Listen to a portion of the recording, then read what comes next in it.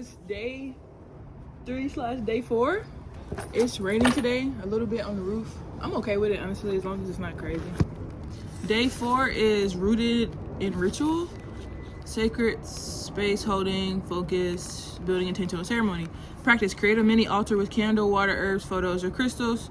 Design a ritual for grounding, releasing, or calling in. Guide yourself through the ritual as if you were your own client. Share the ritual with one friend on your page. You know, that's funny because I was thinking about how like I need to start creating my own, like more of my own spells, and like start like a book of shadows for myself and for like my lineage, you know, like the kids, the women that are coming after me. The rain is starting to pick up. So I wrote down the ritual, and honestly, the one that came to me intuitively was for me to open up communication or strengthen the communication and strengthen my intuition. And I already have a spell for that, in a spiritual bath. So that's what I'm about to do. I'm about to do a spiritual bath, and I paired candle magic with it too. I'll share the spell on here because, yeah.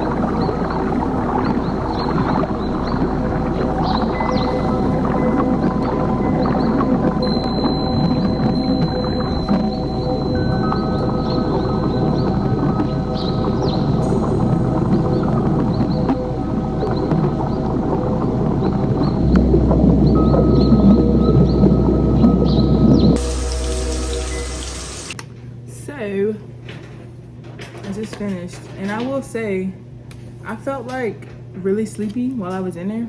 That's when I knew I was like, all right, I'm finna get out. I feel like I did as much as I'm gonna do, because you know, when you start getting hungry after you do magic or you get sleepy, that means the magic hidden is done. Okay, I got my gel outfit on, white shirt, white pants. I can't show y'all the bottoms because they're kind of see-through. But I usually journal right after meditation. I will say I didn't have a single thought while I was in the tub either.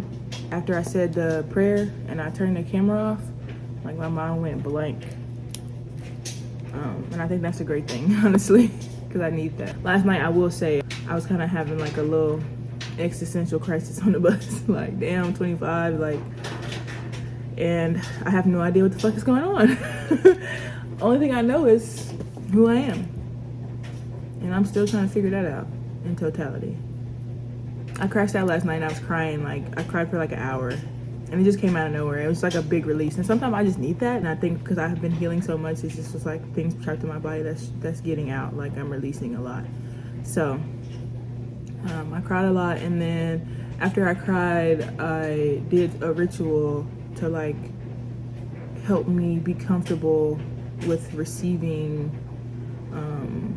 miracles, because my mind has been telling me like just a bunch of negative things that aren't true, when I know for sure miracles are real. Because first of all, I'm a living miracle. Second of all, I've experienced so many miracles in my life, like so many. So I just had to start thinking about how many times like God has really come through for me, and like my spirit team has come through for me, like when it seemed like there was no way at all, you know.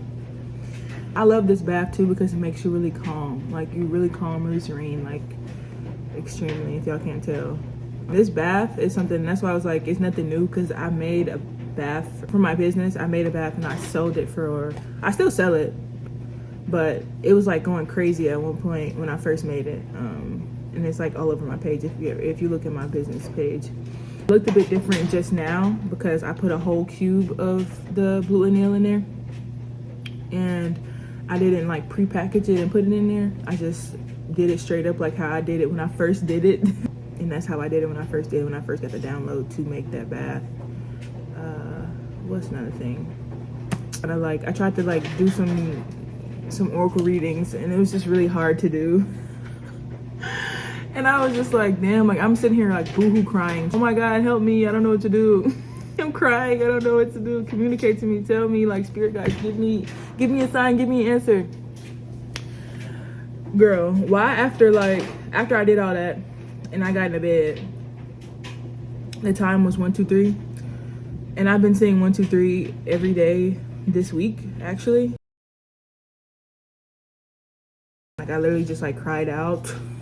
I was pissed. I was so angry at God, honestly. And I was just like, where is my stuff? Where are my things? Where are my materials? Like, God, what's the tea? But they did hear me. Pretty much what I'm going through is just like a becoming. Hold on, I wrote it down, so I'm gonna look at my iPad and I'm gonna read it. I am coming to understand that the money is gonna come, and this is what happens in my life. Like, this is my cycle.